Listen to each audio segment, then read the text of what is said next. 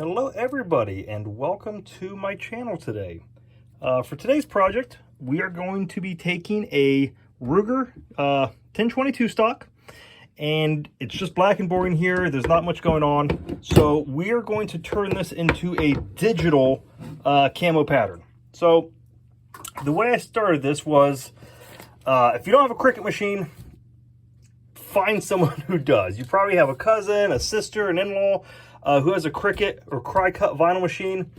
So what I did was I just went to the dollar store and got some cheap vinyl stick paper that you use for shelves for your kitchen, and found a pattern online and was able to transfer it to the Cricut machine to cut it out. So we've got all these little digital patterns here, and we are going to do a several color pattern here on this 1022 stock. So we've cleaned up the stock, we have degreased it, we have eliminated oils from our skin to the best of our abilities for right now, and we are going to transfer some of the smaller bits of the paper or the vinyl to our stock.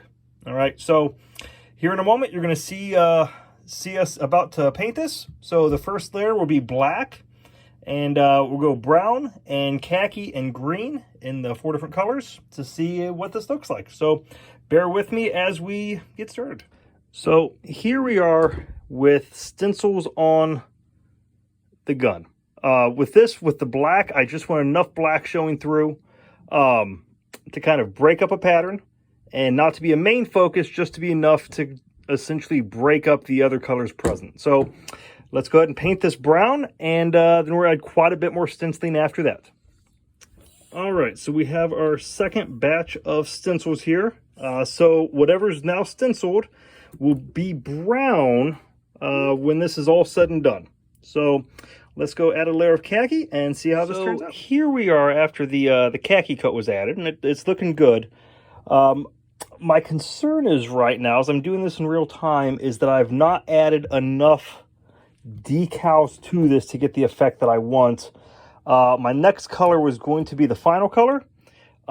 I've got a feeling though that since I'm not quite getting as much out of this as I wanted, that I'm going to have to add one more color to it before I do the top coat of green. So let's see how this goes after we add some stencils. We are with the stencils for the khaki color, and we are going to add another coat of paint. So let's find out if this is going to be the final coat or if it's going to be the second to last. As you can see, we decided to go with one more coat of gray before we do our final coat of green.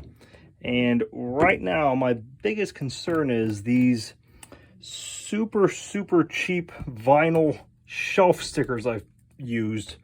They cost $1 at the dollar store, are not going to be sticky enough on this particular stock. So we'll find out here soon after I apply one more batch of stencils and green how crisp these lines are going to be on this digital pattern. So let's see how this goes. All right, guys, last coat of paint. So we've just added the gray stencils, trying to keep the lines consistent. Let's give it one more spray, or let's say 2 thin coats, and see how it goes. We have our final color of green on here. So now the job is going to be taking off one by one these stencils to see what this looks like. This is where I've enjoyed doing other camo patterns more than this.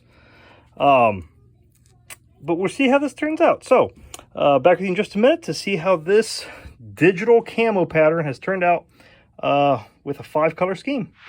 We have just finished removing all of our little decals, all of our stickers from this, and I gotta be honest, it has turned out exceedingly well.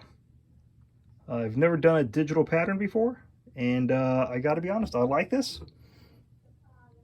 Hopefully my father does, because he donated the stock for this project. So guys, thanks for watching today. If you have any advice, let me know. If you have any pointers, comment down in the section below. Thank you for watching.